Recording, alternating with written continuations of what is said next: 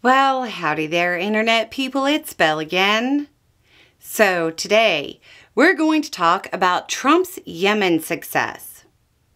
Back on May 7th, we talked about Trump's claims about the success of his Operation Rough Rider. It seems like a lifetime ago, but this was part of the operation involving the whole journalist being added to the signal chat thing. Trump basically said that the U.S. operation was a success and that the other side had, quote, capitulated.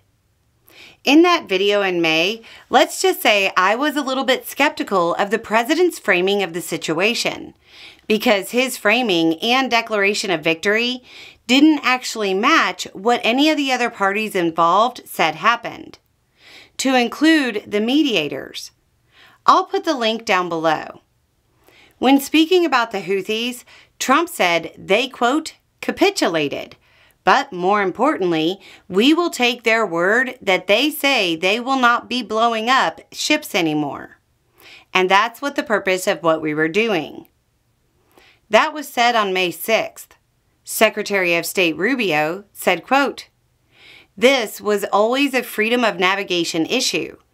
You had a band of individuals with advanced weaponry that were threatening global shipping, and the job was to get that to stop. At the time, the Houthis said Trump was lying about them capitulating, that the strikes on shipping would continue until the campaign in Gaza stopped. And Trump, quote, wants to save face because of the failure of U.S. aggression against Yemen. This week, the Houthis sank 2 ships and have promised to continue. The recent developments suggest that what regional experts, non-state actor experts, and generally most foreign policy experts and observers said at the start of the U.S. air campaign is true. The Houthis have shown themselves to be a durable organization that has withstood years of attacks, and that it is incredibly unlikely that an air campaign alone would significantly degrade their capabilities, especially while they have the backing of Iran. Trump's air operation targeting nuclear facilities in Iran has likely encouraged the country to further back the Houthis as a way of disrupting U.S. influence and credibility. The alternative to an air campaign is a ground campaign.